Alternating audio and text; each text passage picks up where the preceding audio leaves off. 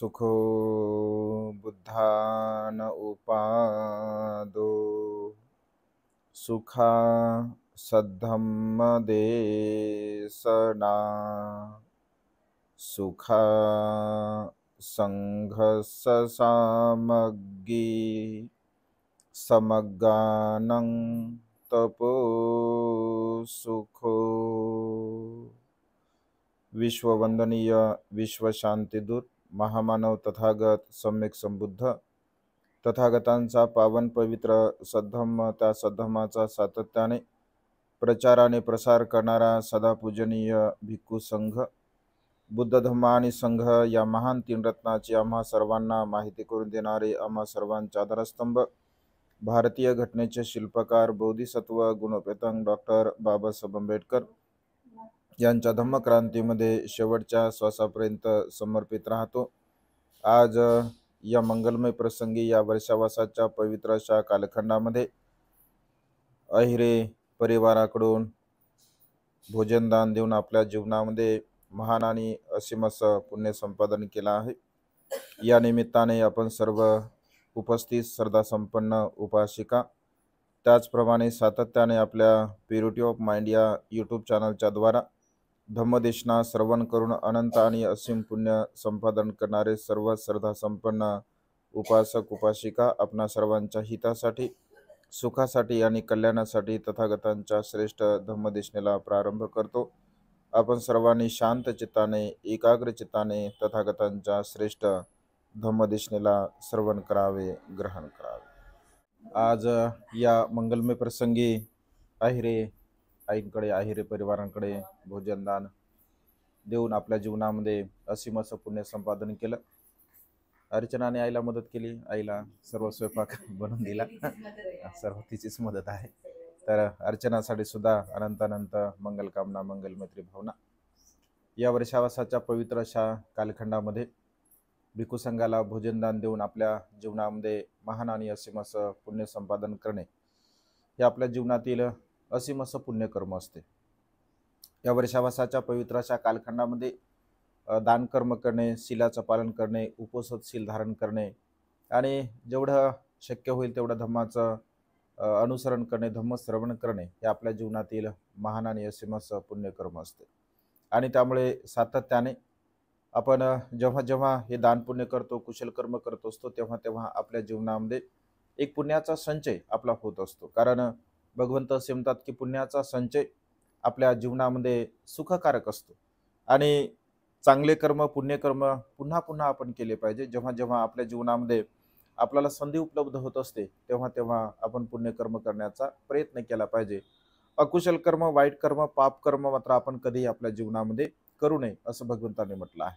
कारण अकुशल कर्माचा, वाईट कर्माचा, पाप कर्माचा संचय आपल्याला दुःखाकडे घेऊन जात असतो आणि त्यामुळे सुखाचा संचय जो जो मनुष्य आपल्या जीवनामध्ये करतो तर त्या मनुष्याला वर्तमान काळामध्ये आपलं जीवन जगण्यासाठी या पुण्यकर्माची मदत होत असते आणि मृत्यू पश्चात सुद्धा आपल्याला ते पुण्यकर्म सहाय्यक ठरत असतात।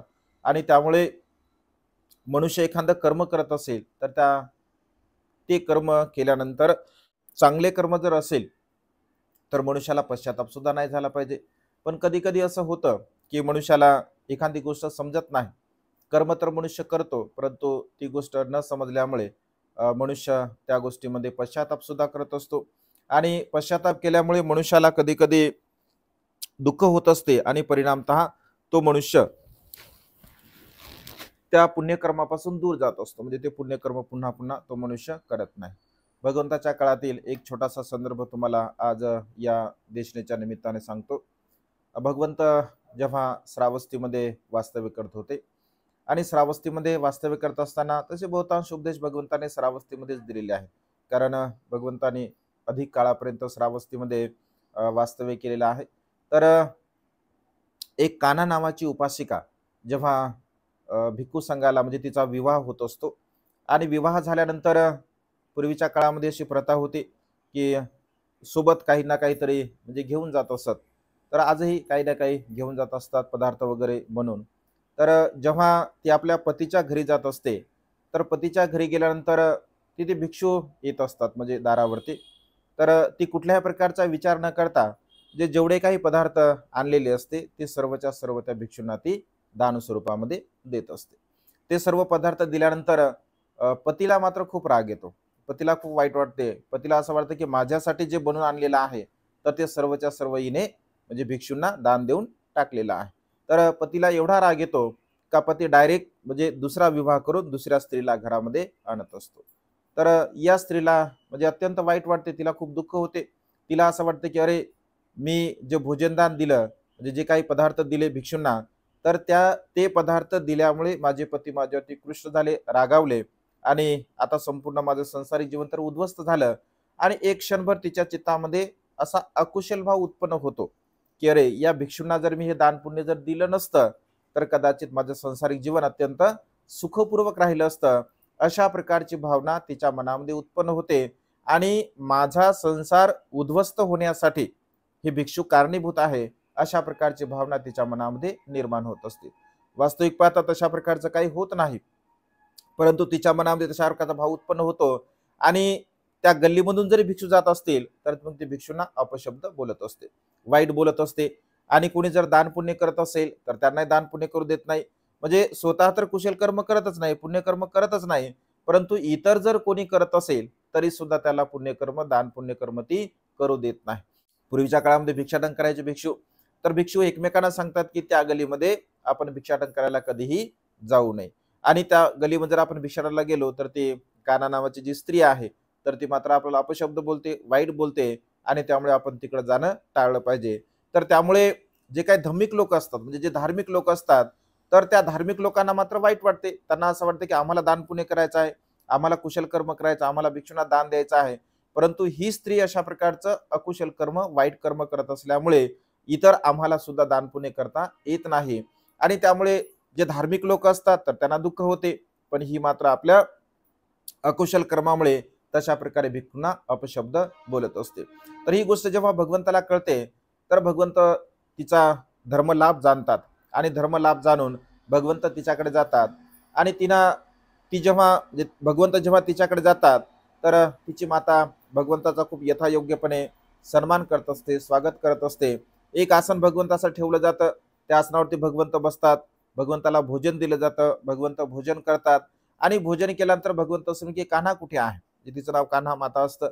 तर कान्हा कुठे आहे तर तिची माता म्हणते की म्हणते ती लज्जेने आपल्या समोर येत नाही आहे, कारण ते भिक्षूंना अपशब्द बोलते आणि अपशब्द बोलत असल्या कारणाने तिला आपल्या समोर यावं वाटत नाही आहे, कारण ती आपला आदर करते, सन्मान करते.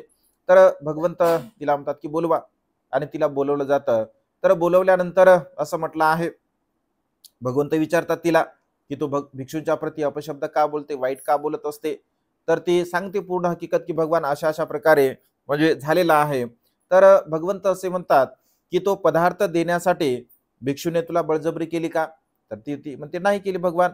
मग भिक्षूने तुला बळजबरी केली नाही, तू तुझ्या जर मनाने म्हणजे तुझ्या श्रद्धेने जर तू त्यांना ते दिलं असेल तर त्याच्यामध्ये भिक्षूंचा काही दोष आहे का, तर ते म्हणते नाही भगवान त्यांचा काही दोष नाही. मग त्यांचा जर दोष नसेल तर त्यांना तू तशा प्रकारचा अपशब्द का बोलते, काय कारण आहे अपशब्द बोलण्याचं. तर तिला मात्र मग ती गोष्ट समजते आणि पुन्हा तिला लज्जाभाव वाटतो, तिला वाईट वाटतं. भगवंत तिला उपदेश करतात आणि तिथून निघून जात असतात. तेवढ्या वेळामध्ये राजा भगवंताला म्हणजे रस्त्याने जात असताना बघत असतो आणि आपल्या सेवकाला सांगतो अरे भगवंत जात आहेत, भगवंताला थोडं थांबवा, माझ्याकडून भगवंताला तुम्ही वंदन करा. आणि राजा भगवंताकडे जातो आणि भगवंताला म्हणतो की भगवान कसे काय तुम्ही इकडे आला होतात. तर भगवंत असे म्हणतात की कान्हा मातेला उपदेश करण्यासाठी, तिच्यावरती अनुकंपा करण्यासाठी मी आलो होतो. मग तिच्यामध्ये बदल झाला आहे का भगवान, तर भगवंत म्हणतात की हो तिच्यामध्ये बदल झाला आहे, कारण ते भिक्षूंच्या प्रती अकुशल भाव मनामध्ये धारण करत होते आणि अकुशल भाव मनामध्ये धारण करत असल्यामुळे तिच्या मनामध्ये श्रद्धाबीज मी निर्माण केलं. आता ती खूप चांगली उपासिका बनलेली आहे. तर असं म्हटल्याबरोबर कारण तिचं तर त्या पतिगृही म्हणजे कुठल्याही प्रकारचं कार्य नसते. तर राजा म्हणतो की भगवान तिला तुम्ही आध्यात्मिक लोकोत्तर धर्माचा उपदेश केला, मी तिला भौतिक धन देतो. आणि राजा असं म्हटलं आहे की तिला भौतिक धन देतो, तिला अलंकाराने परिपूर्ण सजवत असतो आणि आपल्या राजदरबारामध्ये घेऊन जातो. राजदरबारामध्ये घेऊन गेल्यानंतर तो आपल्या सेवकांना म्हणतो की कुणाला जर पुत्री हवे असेल तर ही माझी पुत्री तुम्ही घेऊन जाऊ शकता. आणि एक जो अमात्य असतो तो म्हणतो की महाराज मी हिला माझ्या पुत्री समान मी सांभाळतो आणि आपल्या तो घरी घेऊन जात असतो. घरी गेल्यानंतर राजाचा पुरोहित अत्यंत धनवान असतो, श्रीमंत असतो आणि धनवान असल्या कारणाने असं म्हटलं आहे की तिला सर्व प्रकारच्या सुखसुविधा तिथे प्राप्त होत असतात. आणि जेव्हा ती विचार करते की ह्या सर्व प्रकारच्या सुखसुविधा मला तर प्राप्त झालेल्या आहे आणि एवढ्या प्रकारच्या सुखसुविधा जर मला प्राप्त झाल्या तर मी भिक्षूंना आता खूप दान पुण्य केलं पाहिजे, मी भिक्षूंना बोलवलं पाहिजे, मी भिक्षूंना दान पुण्य केलं पाहिजे, अशा प्रकारची भावना तिच्या मनामध्ये निर्माण होत असते. आणि असं म्हटलं आहे की तिच्या राजमहालाचे 4 दरवाजे असतात. त्या 4ही दरवाजावरती आपल्या वेगवेगळ्या सेवकांना भोजनदान, वेगवेगळ्या प्रकारचे पदार्थ ठेवत असते. आणि ती सांगते की कुठल्याही रस्त्याने जर भिक्षू दिसला असेल तर त्या भिक्षूंना आपण दान पुण्य करावं, अशा प्रकारचं ते आपल्या सेवकांना ती सांगत असते. परंतु अनेक दिवसापर्यंत ती वाट पाहून सुद्धा त्या महालाच्या 4ही दरवाजावरती एकही भिक्षू येत नसतो. आणि ती विचार करते की अरे, मी एवढं मोठं पुण्यकर्म करण्याची संधी उपलब्ध करत आहे, मी एवढं मोठं दान देण्यासाठी एवढं सामुग्री तयार केली आहे, परंतु एकही भिक्षू त्या 4ही दरवाजावरून जात नाही. परिणामतः तिने जे भोजनासाठी किंवा दान देण्यासाठी जे काही पदार्थ म्हणजे ठेवलेले असतात त्या पदार्थापैकी एकही पदार्थ ती दान देऊ शकत नाही. कशामुळे? तर मनामध्ये जो अकुशल भाव आहे, मनामध्ये जो वाईट भाव निर्माण केला गेला आहे, मनामध्ये जर अकुशल भाव असेल, मनामध्ये जर वाईट भाव असेल आणि मनामध्ये वाईट भाव असताना जर आपण एखादं कर्म करण्याचा प्रयत्न करत असेल तर भगवंत असे म्हणतात की ते कर्म कधीही पूर्ण होऊ शकत नाही. आणि त्यामुळे सातत्याने आपल्या जीवनामध्ये कधी कधी आपल्याला संधी तशी उपलब्ध होत असते, परंतु त्या संधीचा मनुष्य सदुपयोग घेत नसतो आणि त्यामुळे संधी निघून गेल्यानंतर मनुष्य मात्र पश्चाताप करत असतो. आणि त्यामुळे भगवंत असे म्हणतात की मनुष्याच्या जीवनामध्ये जेव्हा जेव्हा कुशल कर्म, पुण्यकर्म करण्याची संधी उपलब्ध होत असते तेव्हा ते कुशल कर्म, तेव्हा ते पुण्यकर्म आपण करण्याचा प्रयत्न केला पाहिजे. कारण वेळ ही कोणासाठी राहत नाही, वेळ ही जात असते, ही सतत ही परिवर्तनशील आहे, वेळ ही सतत बदलणारी आहे, वेळ कोणासाठीही रोखल्या जात नाही. मनुष्य वेळ निघून गेल्यानंतर जर कितीही प्रयत्न करत असेल, मग तो दान कर्म करण्याचा प्रयत्न करत असेल, तो शील पालन करण्याचा प्रयत्न करत असेल, तो समाधी भावना करण्याचा प्रयत्न करत असेल, धम्म श्रवण करण्याचा प्रयत्न करत असेल, मैत्री भावना करण्याचा प्रयत्न करत असेल, कुठल्याही प्रकारचं कुशल कर्म करण्याचा मनुष्य जर प्रयत्न करत असेल तर त्या ठिकाणी तो मनुष्य प्रयत्न करू शकत नाही. आणि त्यामुळे भगवंत असे म्हणतात की या संसारामध्ये फार कमी लोक आहेत, फार या बोटावरती मोजण्यासारखे लोक आहे की आपल्या वेळेचा सदुपयोग आपल्या जीवनामध्ये करत असतात आणि वेळेचा सदुपयोग आपल्या जीवनामध्ये करून चांगल्या प्रकारे ते कुशल कर्म करतात, पुण्यकर्म करतात. परिणामतः आपल्या मनामध्ये उत्पन्न होणाऱ्या सर्व प्रकारच्या विकाराला ते नष्ट करण्याचा प्रयत्न करत असतात. कारण भगवंत असे म्हणतात की जीवनाच्या कोणत्या तरी अवस्थेमध्ये आपण कुशल कर्म केले पाहिजे. एक तर आपण बाल्यावस्थेमध्ये खूप चांगल्या प्रकारचे कुशल कर्म, पुण्यकर्म केले पाहिजे.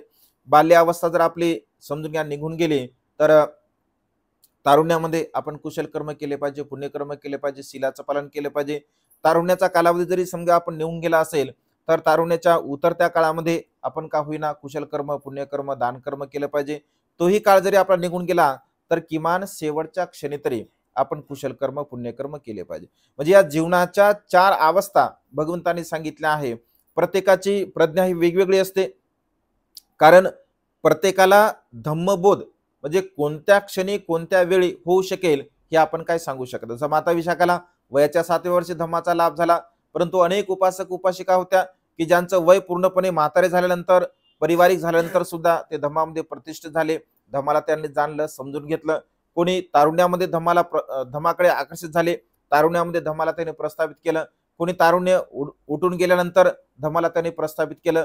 म्हणजे जेव्हा जेव्हा मनुष्याचं कुशल कर्म, पुण्यकर्म जाग होत असते तेव्हा मनुष्याला धम्म समजत असते आणि तेव्हा मनुष्य त्यानुसार धम्माचं आचरण करत असतो. परंतु अनेक लोक म्हणजे मिथ्या दृष्टीचे आहेत. भगवंत असे म्हणतात या संसारामध्ये की म्हणजे जीवनाच्या पहिल्या अवस्थेमध्ये चांगले कर्म करत नाहीत, जीवनाच्या दुसऱ्या अवस्थेमध्ये चांगले कर्म करत नाहीत, तिसऱ्या अवस्थेमध्ये चांगले कर्म करत नाहीत आणि चौथ्या अवस्थेमध्ये सुद्धा चांगले कर्म करत नाहीत. म्हणजे ज्याप्रमाणे पशु जन्मास येतो, खातो पितो, मोजमजा करतो आणि मृत्यूला प्राप्त होत असतो, अगदी तशाच प्रकारचं काही लोकांचं जीवन सुद्धा तसंच असतं. म्हणजे खाणे पिणे, मोजमजा करणे आणि मृत्यूला प्राप्त होणे. तर भगवंत असे म्हणतात की अशा प्रकारच्या लोकांची जी स्थिती आहे ती अशी असते, जसं की शरीर पूर्णपणे आपलं चिखलाने भरलेलं असावं, चिखलाने शरीर माखलेलं असावं आणि चिखलाने माखलेलं शरीर, मनुष्य असा विचार करेल की माझ्या शरीराला मी स्वच्छ केलं पाहिजे, माझे कपडे स्वच्छ केले पाहिजे, मी अंघोळ केली पाहिजे आणि स्वच्छता मी धारण केली पाहिजे. अशा प्रकारचा मनामध्ये विचार करून एखादा मनुष्य एखाद्या नदीच्या किनाऱ्यावरती जात असेल आणि नदीच्या किनाऱ्यावरती जाऊन तो विचार करेल की अरे, नदी तर खूप, नदीतील पाणी तर अत्यंत स्वच्छ आहे, अत्यंत निर्मळ आहे, अत्यंत चांगल्या प्रकारचे आहे आणि अशा प्रकारे नदीची स्तुती करेल, पाण्याची स्तुती करेल आणि पुन्हा त्या नदीच्या किनाऱ्यावरून वापस येईल अंघोळ न करता. तर तो मनुष्य स्वच्छ होईल का? भगवंत असे म्हणतात, तर तो मनुष्य स्वच्छ होणारच नाही.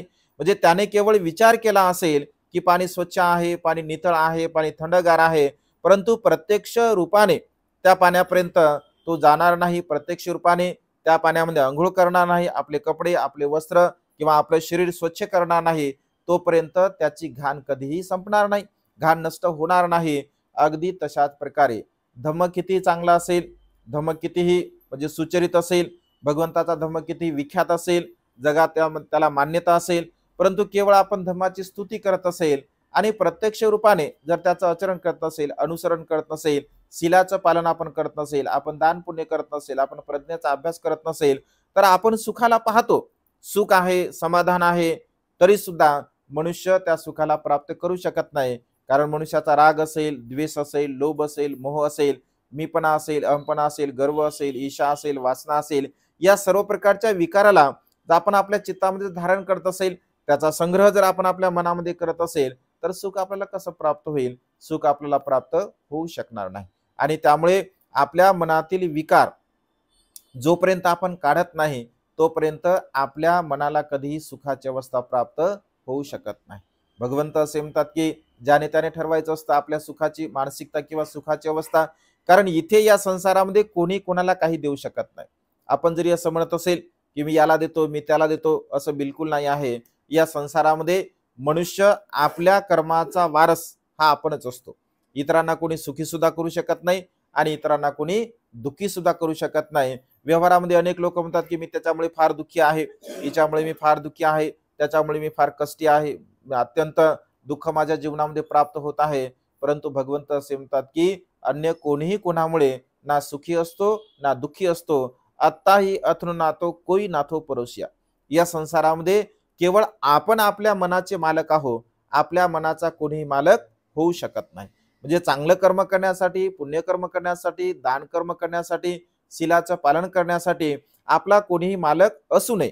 कारण आपल्या चित्तामध्ये जर एखादी भावना उत्पन्न झाली, या क्षणी माझ्या चित्तामध्ये हा कुशल विचार उत्पन्न झाला, चांगल्या प्रकारचा विचार उत्पन्न झाला, तर या चांगल्या प्रकारच्या विचाराला मी कशा प्रकारचं वाढवू किंवा हे कर्म मी कशा प्रकारचं पूर्ण करू, याचं सातत्याने आपण चिंतन मनन केलं पाहिजे. जर या क्षणी जर तुमचं शील पालन करण्याची भावना उत्पन्न झाली, उपोषणशील धारण करण्याची भावना उत्पन्न झाली, तर त्या क्षणी आपण उपोषणशील धारण केलं पाहिजे.